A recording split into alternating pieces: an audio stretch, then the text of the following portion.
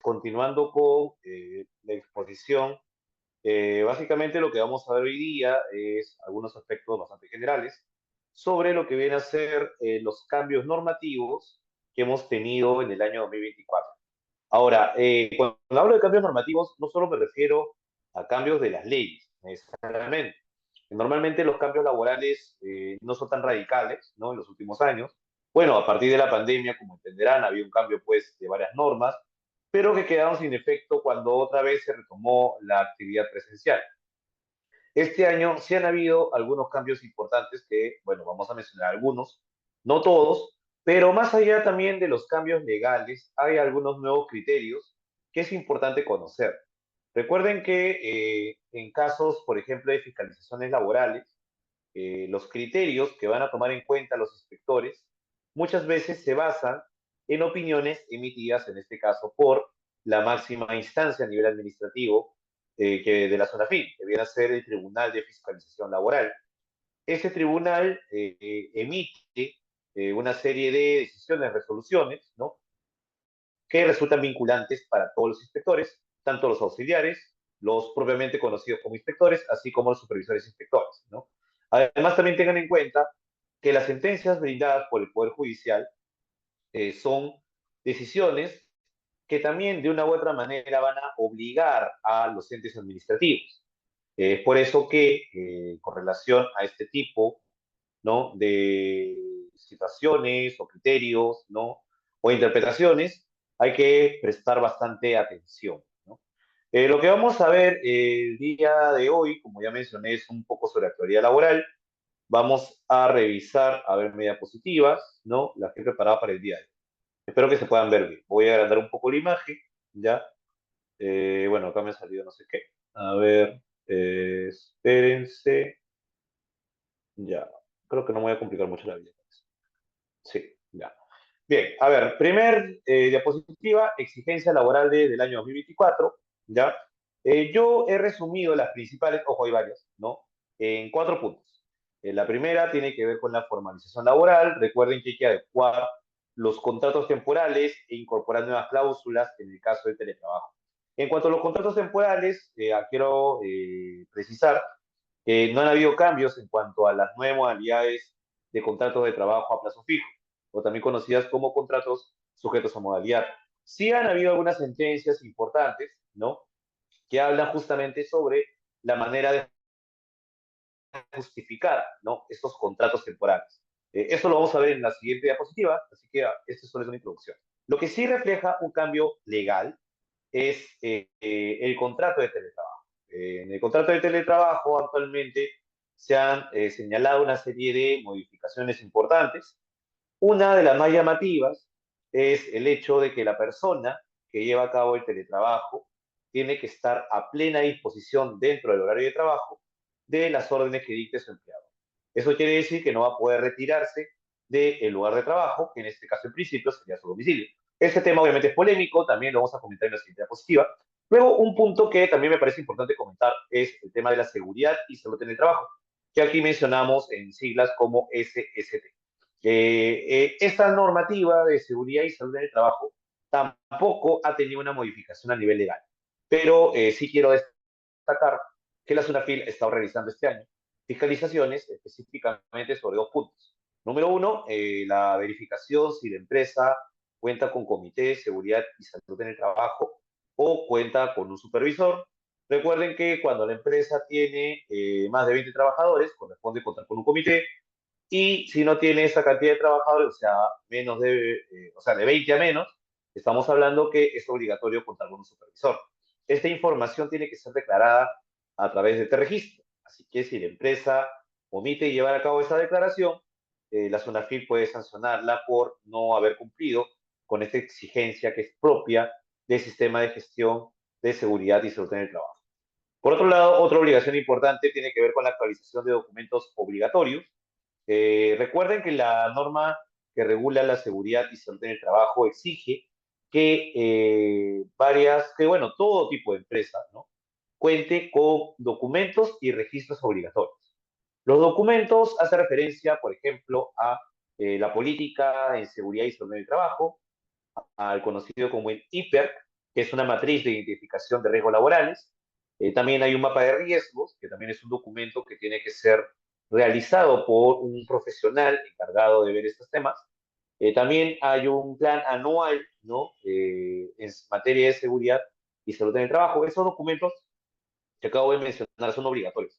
Toda empresa debe tenerla, no importa si es empresa, pequeña empresa o mediano o gran empresa. Además, también debe contar con una serie de registros que los puede llevar de manera física o de manera virtual. Algunas empresas lo tienen en formato Excel, es plenamente válido. Y esos registros tienen como finalidad, como su mismo nombre lo indica, registrar información. ¿Qué información va a registrar? Bueno, son 8 registros. Uno de ellos, que es el más conocido, es el registro de accidentes, incidentes y enfermedades ocupacionales. Entonces, cada vez que ocurre un accidente de trabajo, tenemos que utilizar ese registro, ¿no? También hay otro registro, el segundo registro, que tiene que ver con las capacitaciones. Cada vez que se lleva a cabo una capacitación, ese registro debe ser llenado. Esta información de los registros y los documentos son verificados por la SUNAFIL. La SUNAFIL este año ha remitido a algunas empresas cartas o incluso ha llevado a cabo actuaciones inspectivas para verificar si la empresa cumple con esas exigencias legales. En tercer lugar, un tema que también ahorita está de moda es el de la política salarial. La SUNAFIL ha remitido hace un mes aproximadamente o unas semanas una serie de cartas inductivas a varias empresas donde está requiriendo información sobre la política salarial. La política salarial es importante aclarar que es un documento que también es obligatorio para todo tipo de empresa, ¿no? No importa la cantidad de trabajadores que tenga. Eso implica que la empresa elabore un documento que determine, en primer lugar, cuáles son las reglas para distribuir los salarios. Recuerden que la distribución de los salarios tiene que partir de un criterio equitativo. Y la ley exige además que se plantee criterios de igualdad al momento de distribuir o establecer las estructuras remunerativas y que no haya diferencia de género, es decir, entre varones y mujeres. Entonces, este aspecto de la normativa sobre la política salarial, si bien ya tiene varios años, no estamos hablando de que sean normativas recientes. Esto ya se implementó en su oportunidad en el año 2019, entonces estamos hablando de varios años. Solo que recién la SUNAFIL ya ha dado bastante énfasis a la fiscalización de esta documentación. En cuarto lugar tenemos lo que es la fiscalización laboral, es el impulso de cartas inductivas, ¿no? Hemos mencionado ya que la SUNAFIL ha remitido cartas en materia de seguridad y salud en el trabajo, también en lo que es política salarial, pero además de esos temas, también la SUNAFIL ha estado llevando a cabo otro tipo de fiscalización. Por ejemplo, uno de los temas que probablemente va a tener mayor importancia luego del tema de la política salarial es el vinculado con las políticas de intervención frente al hostigamiento sexual, que es una política que es obligatoria para aquellas empresas que tienen más de 20 trabajadores. Otro documento que también es importante tener en cuenta es la existencia de reglamentos internos de trabajo. Si bien el reglamento interno de trabajo es obligatorio cuando las empresas tienen más de 100 trabajadores, a pesar de eso, siempre la SUNAFIL está atento, ¿no? Para verificar si realmente la empresa cuenta con ese tipo de información. Eso se debe a que lo que busca la SUNAFIL es cerciorarse, ¿no? De que realmente la empresa cuente con la información adecuada, ¿no? Relacionada con la posibilidad de sancionar a los trabajadores. Si, por ejemplo, la empresa ha decidido aplicar medidas disciplinarias, por ejemplo, una sanción leve como una llamada de atención, puede también aplicar de repente una suspensión sin goce de haber. Entonces, en esos casos, la empresa debe contar con documentación que le permita sustentar esa decisión. Algunas veces las empresas cometen el error y no cuentan con esa información. Entonces, ese tema es bastante importante porque de no tener la empresa esta documentación de soporte, simplemente no se va a poder realizar correctamente, ¿no? Bien, bueno, este tipo de procedimientos. Esos son los 4 puntos importantes. Hay otros también de importancia que, bueno, en el curso que más tarde le van a explicar en qué consiste, vamos a explicar ya con mayor detalle. Hoy día vamos a enfocarnos en esos 4 temas. Para comenzar, en lo que es formalización laboral, recuerden que cuando hablamos de formalizar, nos referimos principalmente al hecho de que los trabajadores cuenten con un contrato. Obviamente estamos hablando de un contrato de trabajo. Recuerden que hay otro tipo de contratos para los que son prestadores de servicios. Por ejemplo, un contrato que también se puede aplicar es el contrato de locación de servicios. Pero no hay que confundir entre un contrato de trabajo con un contrato de locación de servicios. El contrato de locación de servicios es un contrato para personas que llevan a cabo prestaciones de servicio de manera independiente. Obviamente, al ser independientes, son personas que no se encuentran sujetas a un horario, no se encuentran sujetas tampoco a fiscalizaciones, y eso es lo que caracteriza a este tipo de contratación. Es una contratación de personal autónomo. Además, tomen en cuenta que estas personas tampoco van a usar las herramientas que la empresa utiliza para llevar a cabo prestaciones, porque al ser personal autónomo puede llevar a cabo perfectamente con sus propios implementos, pueden ser celulares, laptops u otro tipo de instrumentos. En cambio, en el caso de un contrato de trabajo, esta persona se va a encontrar subordinada. Al ser personal subordinado, naturalmente va a tener que, en primer lugar, sujetarse a las órdenes del empleador, tiene que sujetarse a sus reglamentos, ahí se aplica perfectamente el reglamento interno de trabajo, la política de intervención frente al hostigamiento sexual, la política salarial, el reglamento de seguridad y salud en el trabajo, ¿no? Que es otro de los documentos obligatorios. En resumen, el trabajador va a encontrarse sujeto tanto a órdenes concretas como a reglas generales que dicte el empleador dentro de la empresa. De esa manera, el trabajador va a estar su labor, ¿no?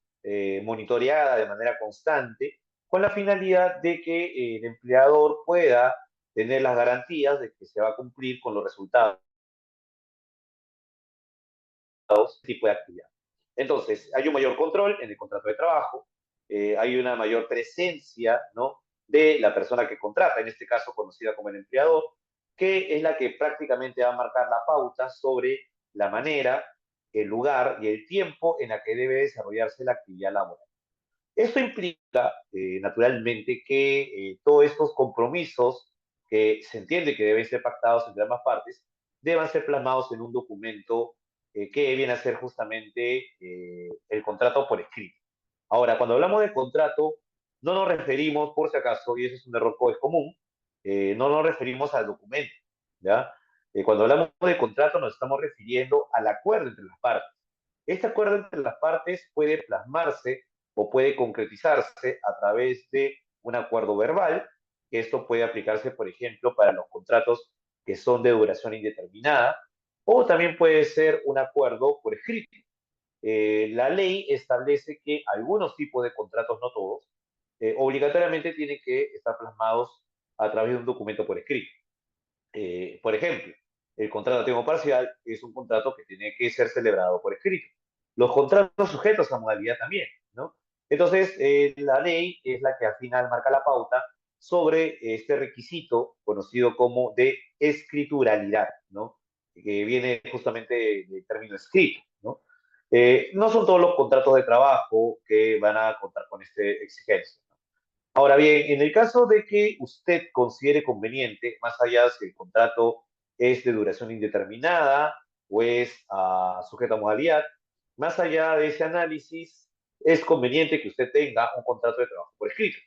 ¿Por qué razón? Porque dentro de este contrato usted puede establecer algunas cláusulas que resultan importantes para llevar a cabo las tareas dentro de una empresa. Me refiero a cláusulas como el periodo de prueba, cláusulas sobre la exclusividad, también sobre confidencialidad, que son cláusulas que se utilizan bastante en algunos sectores. Y también tenemos cláusulas de permanencia, de no competencia postcontractual, que es cuando lo que se busca es que el trabajador, luego de que termina el vínculo laboral, realiza algunos compromisos de no hacer. También hay una cláusula que se utiliza mucho, que es la autorización de efectuar descuentos sin tener que recurrir al Poder Judicial. Claro, para que esa cláusula sea válida, tiene que aplicar criterios de razonabilidad, ¿no? Y finalmente tenemos esta última cláusula, que es de protección de datos personales, que es una cláusula que últimamente se estaba también colocando en los contratos de trabajo y que tiene como finalidad establecer un sistema de protección de los datos personales del trabajador. Recuerden que cuando el trabajador ingresa a laborar, hay una serie de datos que el trabajador tiene que brindar, porque si no los brinda, usted no va a poder dar de alta al trabajador. Me refiero a datos sobre su educación, sobre su familia, si cuenta con hijos o no, si está casado o convive, ¿no? Entonces, es información que definitivamente es totalmente confidencial. Entonces, esta información, como va a tener la empresa un banco de datos de esta información, esos bancos de datos tienen que estar protegidos. Entonces, cuando termina la relación laboral, toda la información que la empresa conoce sobre el trabajador debe mantenerse en total reserva. Entonces, este tema de la protección de datos personales, si bien es un tema propiamente laboral, sino que realmente proviene de la normativa civil, igual exige que en los contratos de trabajo se incluya una cláusula bastante específica, ¿no? Entonces, tengan en cuenta ese dato porque ahora los contratos tienen que incluir estas cláusulas con la finalidad justamente de proteger tanto los intereses de la empresa como para establecer con claridad cuáles son las obligaciones de los trabajadores. Solo para cerrar este punto sobre formalización laboral, no se olviden que la formalidad laboral no solo implica contar con contratos, también requiere que el trabajador se encuentre registrado en los diferentes sistemas que se han creado para tal efecto. El sistema principal es el conocido como el T-Registro, que es uno de los componentes de la planilla electrónica. Es un sistema que ha sido desarrollado por la SUNAT y que tiene como finalidad registrar la información o datos principales del empleador y del trabajador, así como de sus derechos abiertos, ¿no? En el caso de la información del trabajador, hay información que es importante, como el caso de qué tipo de contrato se va a aplicar, si es una jornada completa, es una jornada parcial, si es un trabajador de confianza, si es un trabajador destacado de una empresa de intermediación o tercerización. Entonces, es información que es vital para llevar a cabo la relación laboral. Esta información va a servir de base también para lo que viene a ser el otro componente de la planilla electrónica, que es la planilla mensual de pagos, también conocida como plan. Entonces, estos dos componentes, tanto el registro como la PLAME, van a conformar lo que viene a ser conocido como la planilla electrónica. Entonces, este tipo de documentos virtuales o electrónicos también tienen que ser llevados por la empresa. En el caso de la PLAME es mensual, en el caso del registro, cuando sea el ingreso del trabajador, cuando tenga que modificarse los datos o cuando se presente el cese de un trabajador. Justo hay una pregunta vinculada sobre este tema, es de James, que dice lo siguiente. Dice, cuando la empresa tiene menos de 20 trabajadores, dice el supervisor cómo se registra en este registro. Muchas gracias y cada tiempo cambia. A ver, perfecto. ¿Ya? Sí, el detalle de este registro es que hay una parte que es la información del empleador, donde ahí se pide, ¿no?, que el empleador declare si cuenta o no con un comité o con un supervisor. O sea, te da las dos opciones. Algunos empleadores por desconocimiento no marcan nada o marcan simplemente que sí, pero no basta con marcarlo, porque ahí también te van a pedir la información sobre la fecha en la que se implementó la elección, porque recuerden que para contar con un comité o con un supervisor debe llevarse a cabo una elección por parte de los trabajadores. Algunas empresas lo que hacen cuando consideran que la elección se ha hecho recientemente, colocan fechas que no son las adecuadas. Entonces, yo lo que recomiendo es que coloquen la fecha real, número uno, por un tema de transparencia. Número dos, esta información sí puede ser verificada por la SUNAFIL. No obstante, la SUNAFIL le ha puesto mayor interés, no tanto al hecho de que la empresa lo haya implementado tarde, ya le pone mayor interés al hecho de que no tengan supervisores o no tengan comité. Así que yo le sugeriría a aquellas empresas que tienen que declarar esta información que no tengan tanto temor al momento de indicar la fecha en la que se ha conformado este tipo de comité o en todo caso de supervisor. Así que si usted no lo tiene, la recomendación obviamente es que lo implemente lo más pronto posible porque esa es una obligación o exigencia que es legal, ¿no? Continuando con las diapositivas, vamos ahora a revisar todo lo que viene a ser la parte de seguridad y salud en el trabajo. Como ya informé, justo aprovechando la pregunta que está vinculada con este punto, la seguridad y salud en el trabajo son una serie de exigencias, ¿no? Porque es un sistema de gestión que tiene que implementar la empresa, ¿no? Es un sistema que tiene como finalidad proteger a los trabajadores ante cualquier tipo de accidente o de enfermedad que puede ser provocada por riesgos laborales. Esta normativa es antigua, ¿ya? En el sentido que ya tiene varios años, se han hecho varias fiscalizaciones sobre esta materia, Pero este año tomen en cuenta que la SUNAFIL ha adquirido o ha tomado un mayor impulso con la finalidad de poder verificar hasta qué punto las empresas están cumpliendo con esta exigencia. Recuerden que en la época de la pandemia era muy complicado poder llevar a cabo una inspección bastante integral sobre este punto, porque había empresas que, número uno, estaban desarrollando su actividad a través de fórmulas como un trabajo remoto, donde los trabajadores no se encontraban en el área de trabajo. Además, también tomen en consideración que las revisiones que se hace una FIL en ese momento eran principalmente de carácter virtual. En cambio, ahora ya no tenemos las restricciones que se dieron en esa época. Así que perfectamente, la zona FIL ahora sí puede llevar a cabo visitas efectivas, ¿no? Y poder verificar cuál es el estado, cuál es la situación de del entorno laboral, ¿no? Entonces, por ejemplo, puede visitar el comedor, puede verificar si los trabajadores tienen casilleros, puede verificar si también se están entregando a los trabajadores equipos de protección personal. Eh, Ahora, para resumir un poco las obligaciones que tiene el empleador frente a los trabajadores en materia de seguridad y salud en el trabajo, yo lo he resumido en cuatro obligaciones principales. La primera es la capacitación de conocidas como obligatorias.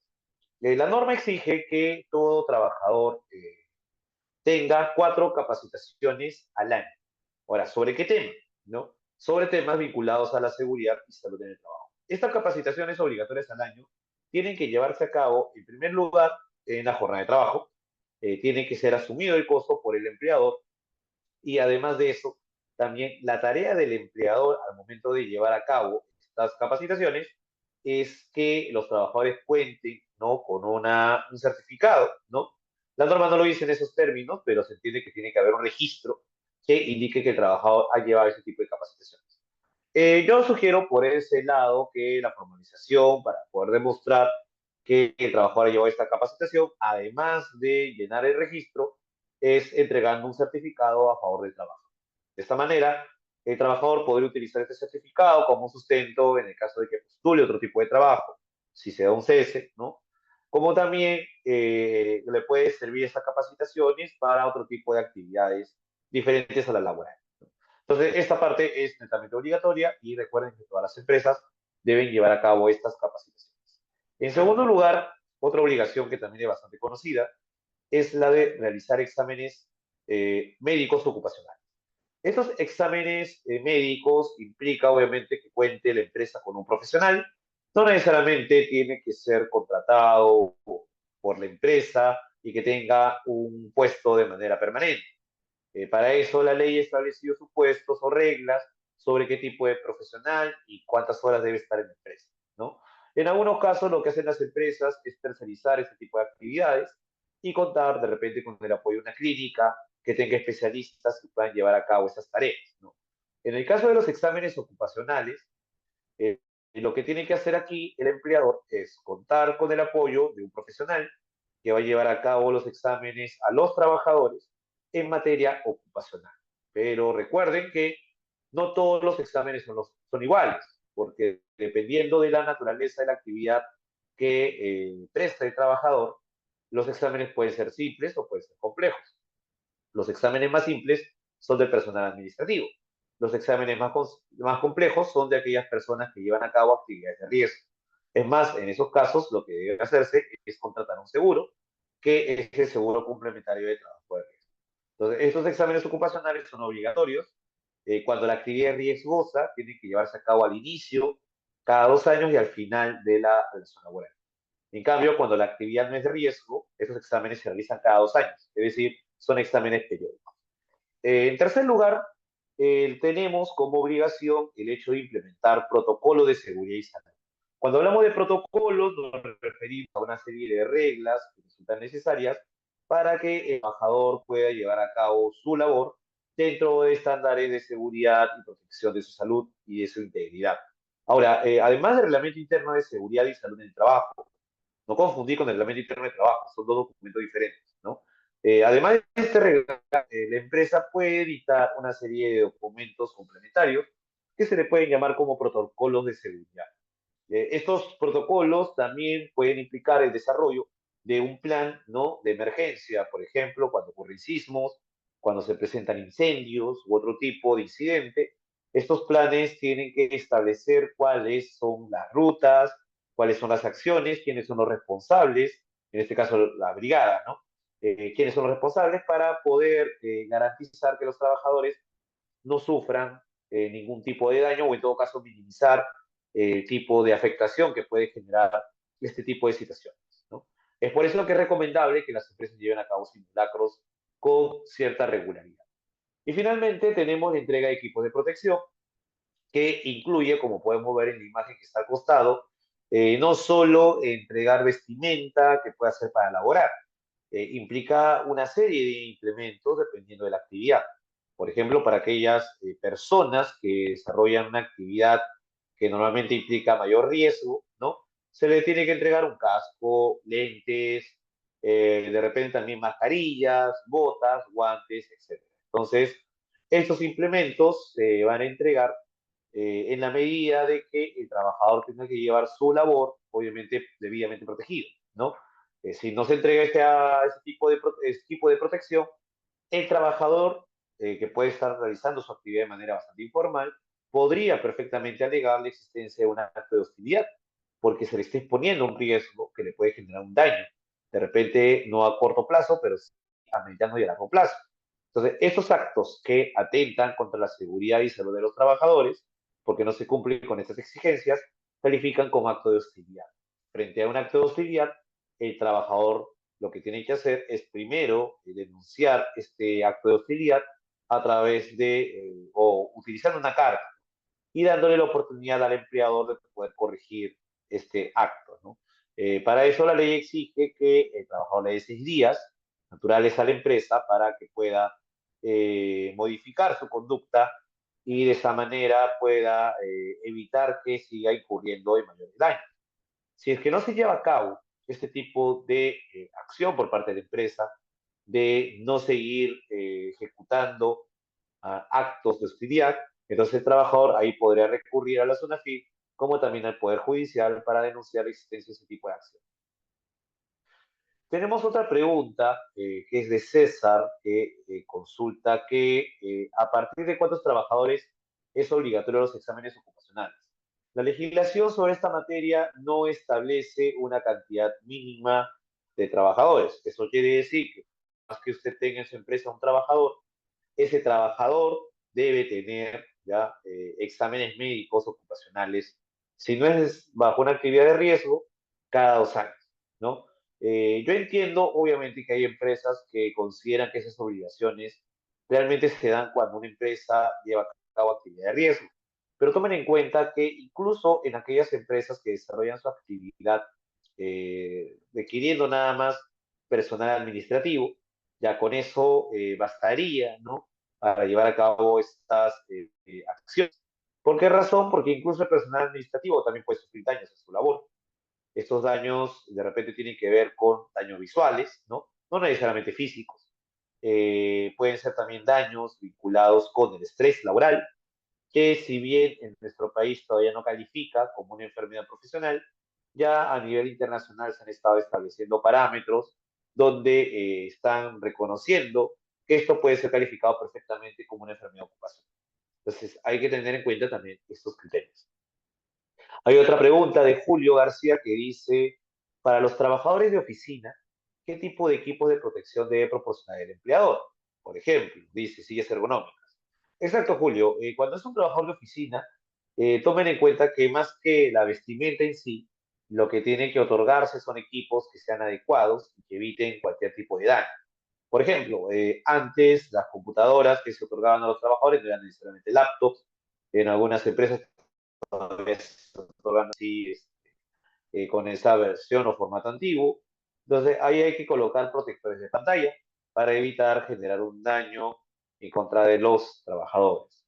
Por otro lado, también tener en cuenta que en algunos casos, ¿no? Dependiendo del lugar donde ellos estén desarrollando su actividad, sería conveniente que ellos cuenten con una oficina que aísle el ruido que pueda darse del exterior, ¿no? Entonces, de esta manera, los trabajadores van a contar con implementos adecuados. Las sillas ergonómicas son vitales porque no es lo mismo sentarse en una silla ergonómica para un trabajador que va a laborar 8 horas que sentarse en una silla de madera, por sí pues resulta inadecuada para efectos de las exigencias de seguridad y salud en el trabajo. Ahora, también tengan en cuenta cómo se va a dar el ambiente laboral.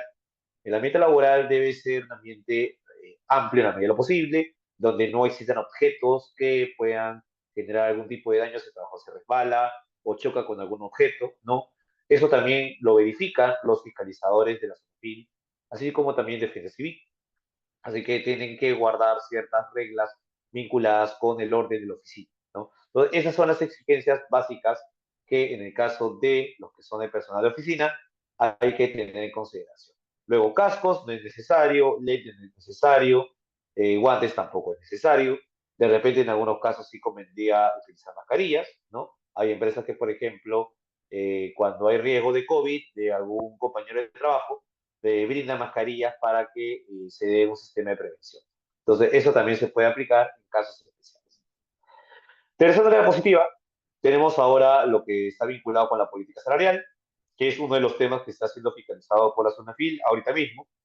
Y ahí sobre la política salarial, recuerden, y digo recuerden porque seguro alguno de ustedes ya lo ha visto, hay 5 exigencias importantes, ¿no? Las dos primeras tienen que ver con aspectos documentarios. Una de ellas es contar con la política salarial sin discriminación, que es un documento a través del cual se van a establecer pues, las estructuras remunerativas de la empresa, obviamente adecuadas a cada puesto, ¿no? Pero de manera adicional, además de la política, debe elaborar la empresa un cuadro de categorías y funciones. Este cuadro es un documento que va a servir de sustento de la valoración de cada puesto de trabajo. Es necesario para poder fijar un orden de los salarios, establecer cuál es el valor de cada uno de los puestos. Se entiende que a más valor del puesto, mayor remuneración va a percibir.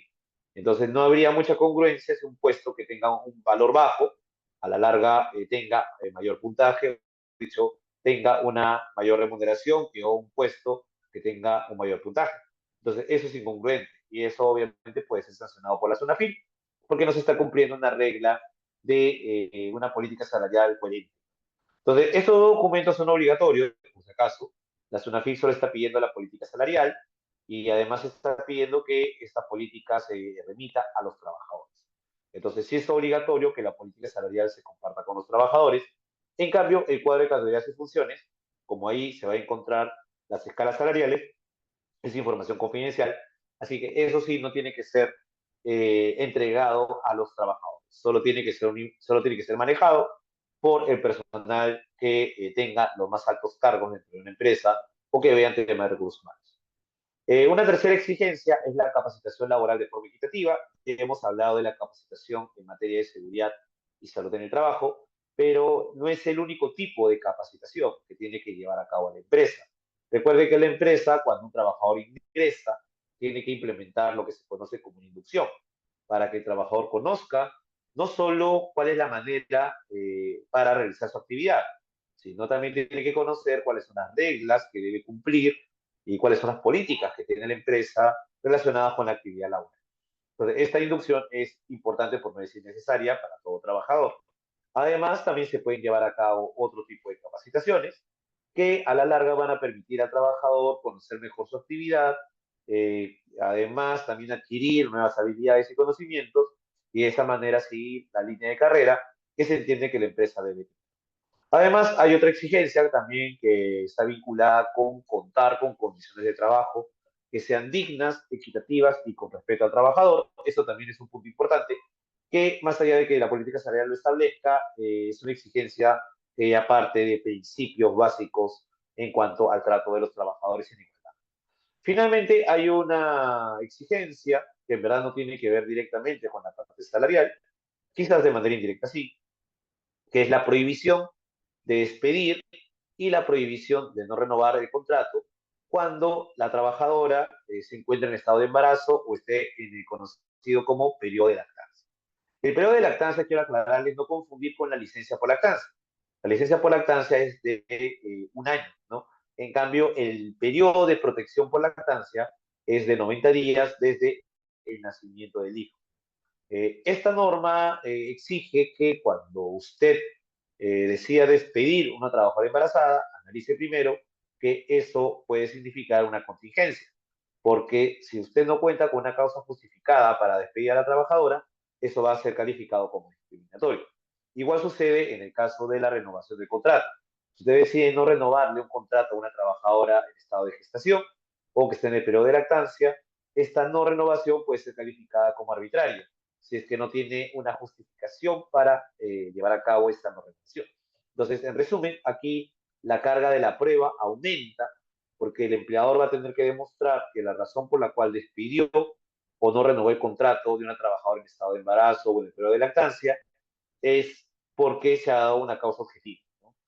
Un caso que puede estar justificado, por ejemplo, es cuando usted contrata a una trabajadora para que lleve a cabo una actividad de suplencia, ¿no? Recuerden que los contratos de suplencia implican que sea reemplazado el titular del puesto, pero cuando el titular del puesto retorna, este contrato termina. Entonces, si el titular del puesto va a retornar y justo la trabajadora informa que está embarazada, me refiero a la trabajadora que es la suplente, ¿no? Entonces, ahí no hay posibilidad de que este contrato se pueda extender o renovar, porque su causa, o sea, lo que origina el contrato, ya se cumplió, ya no tiene sentido extender. Y bueno, finalmente, ya para pasar de repente a algunas preguntas y cerrar la exposición, tenemos aquí una tabla que es de la fiscalización laboral. Como ustedes también saben, porque de repente han escuchado o han visto casos en que la SUNAFIL ha realizado fiscalizaciones laborales, la SUNAFIL, para llevar a cabo sus fiscalizaciones, cuenta con una normativa especial. Esta normativa establece tres niveles de infracciones a nivel laboral, que son infracciones graves, infracciones muy graves, y también hay infracciones leves, ¿no? Entonces, para eso, ellos cuentan con una tabla, ¿no? Que es una tabla de multas, a partir de lo cual, dependiendo de la cantidad de trabajadores y el tipo de empresa, determinan cuál es la multa aplicable. Aquí en esta diapositiva pueden observar cuáles los niveles de infracción que son más graves, ¿no? Me refiero a grave y muy grave. También vemos aquellas infracciones que son más recurrentes, que se han presentado en este año y que han sido fiscalizadas oportunamente por la SUNAFIL. La base legal que toma en cuenta la SUNAFIL para sancionar es el decreto supremo número 019-2006-TR, que es el reglamento de la Ley General de Inspección del Trabajo. Entonces, en esta normativa se establece, por ejemplo, como infracción, que si tú no pagas o no otorgas de manera íntegra y oportuna las remuneraciones y los beneficios laborales a un trabajador, esto califica como una infracción grave. El hecho de no contar también con un registro de control de asistencia o impedir o sustituir al trabajador en este registro, eso también califica como infracción grave. También califica como infracción grave el incumplimiento de las disposiciones relacionadas con el descanso vacacional y otros descansos. También el no cumplirlo con las capacitaciones en seguridad y salud del trabajo, lo que acabamos de mencionar hace un momento, y también califica como infracción grave el no contratar el seguro complementario de trabajo de riesgo, conocido en siglas como SCTR. Entonces, estas infracciones son las que durante este año se han cometido bastante, y es por eso que la SUNAFIP ha puesto una mayor atención a ellas. En cuanto a las infracciones muy graves, es decir, aquellas que tienen mayor multa, tenemos el hecho de no registrar el alta, la modificación y la baja de los trabajadores en este registro. También el hecho de no actualizar los datos. No contar con un cuadro de categorías y funciones o con una política salarial también es una infracción laboral muy grave. El hecho de no implementar un sistema de gestión de seguridad y salud en el trabajo o no contar con un reglamento de seguridad y salud en el trabajo también califica como una infracción muy grave. Y finalmente, el hecho de no realizar exámenes médicos ocupacionales y o no cumplir con realizar la vigilancia de la salud de los trabajadores. Entonces, como podemos observar, estas son las infracciones que, de acuerdo con las últimas fiscalizaciones de la zona FIL, han sido las que más se han cometido por parte de las empresas. Acá también pueden revisar cuáles son las multas aplicables en estos casos. Va a depender, como ya mencioné, del tipo de empresa. Por ejemplo, si una empresa no cuenta con el cuadro de categorías y funciones o con una política salarial, la sanción a ser una infracción muy grave es bastante elevada. Por ejemplo, para una microempresa, la sanción oscila entre una multa de 0.23 UITs a 0.68 UITs. ¿Cómo calculamos la multa? Es muy sencillo. Digamos que la empresa tiene un trabajador nada más y por eso la empresa se confió, nunca ha emitido una política salarial y bueno, como consecuencia de eso, obviamente, la SUNAFIL busca sancionar a la empresa. Entonces, ante eso, la empresa va a tener que pagar, que es el monto mínimo, una multa equivalente a 0,23 UITs. La UIT actualmente es de 5.150, así que multiplicamos estos 5.150 por este factor, ojo, no es porcentaje, es un factor, ¿no? Por 0,23.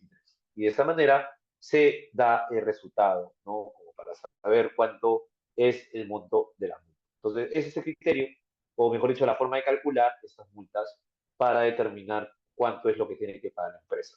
Claro, hay un sistema de gradualidad, hay casos en la que la SUNAFIL simplemente advierte, no aplica ninguna multa, ya esos temas ya corresponden a otro tipo de capacitación. Bien, con eso hemos culminado con los temas de actualidad laboral del día de hoy. Hay algunos temas, obviamente, que por temas de tiempo no hemos podido abordar adecuadamente. Por ejemplo, lo que les comenté de la última actualización de las normativas sobre teletrabajo, ¿no? Han habido algunos cambios importantes, ¿no? Ya mencioné uno de ellos. Otro tiene que ver también con que los trabajadores tienen que brindar las facilidades a la empresa para poder verificar si realmente el lugar de trabajo cumple con las exigencias mínimas en materia de seguridad y salud de trabajo. Hay empresas que no cuentan con este tipo de exigencias. Entonces, al no contar con ese tipo de reglas, obviamente la empresa se va a encontrar expuesta. Entonces, también hay que tener en consideración ese tipo de normas, ¿no?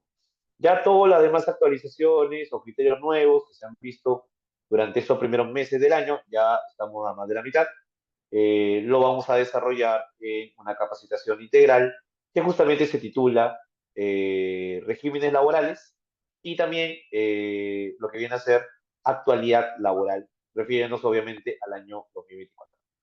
Hay una persona que está levantando la mano, vamos a dar la oportunidad a que pueda intervenir y luego voy a atender alguna consulta del chat. Te escuchamos.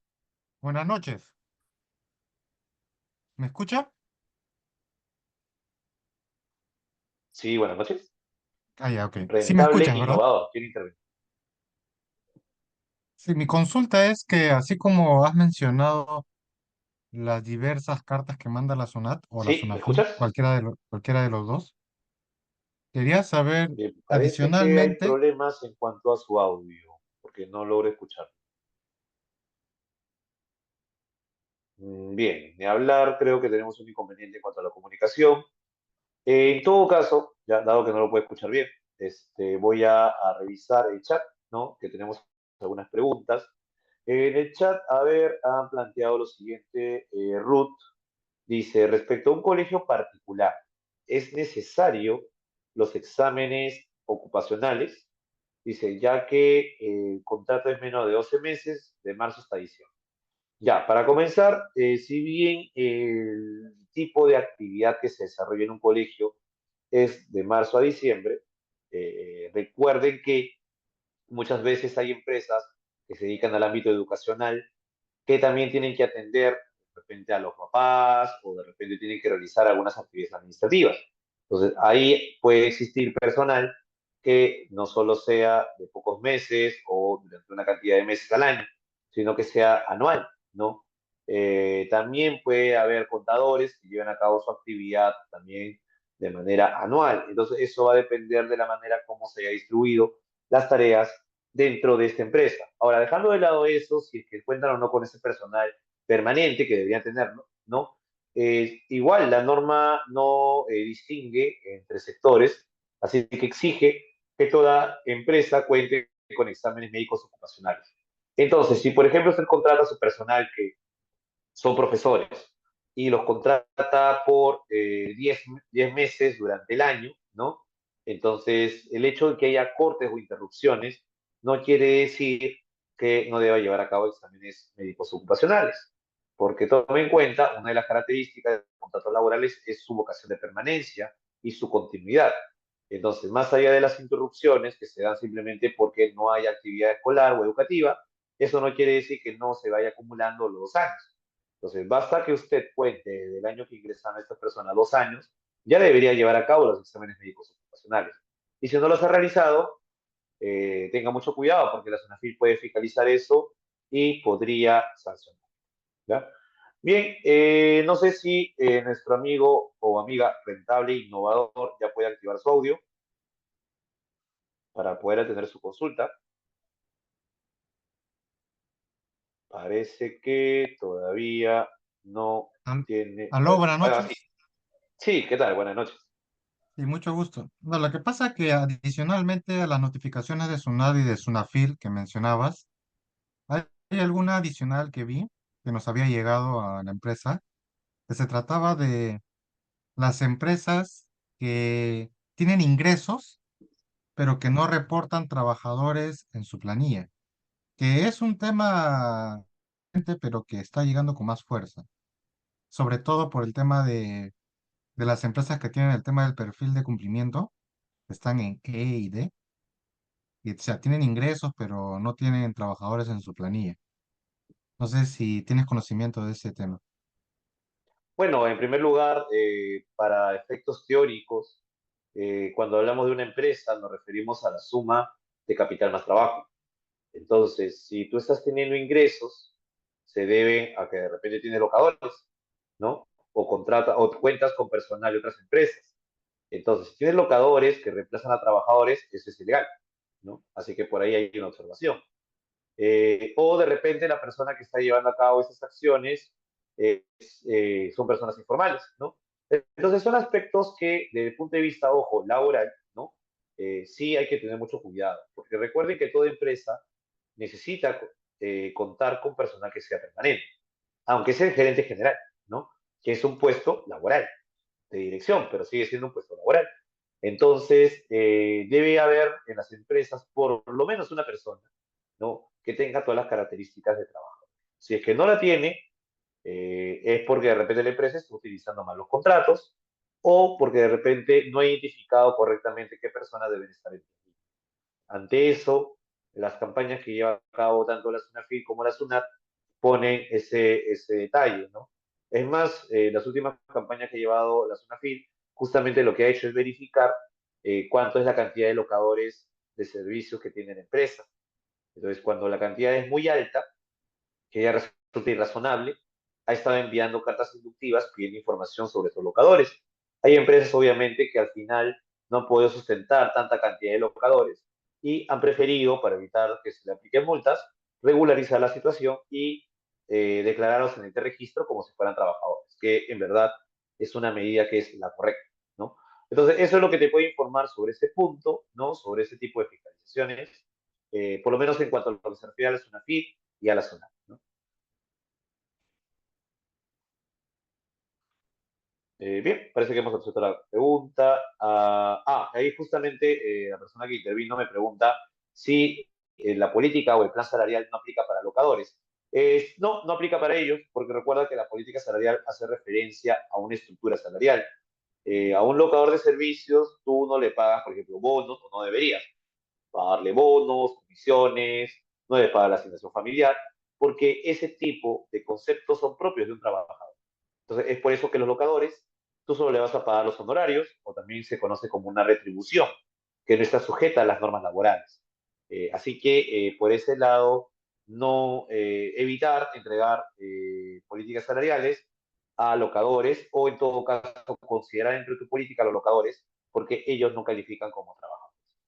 Bien, con esa intervención última, bueno, agradezco las preguntas que se han planteado durante esta exposición y voy a dar el pase al personal de aprendizaje contable para que les brinde mayor información sobre este curso que vamos a llevar a cabo dentro de unas semanas. De mi parte, les agradezco como siempre la atención y nos vemos en una oportunidad. Muchas gracias.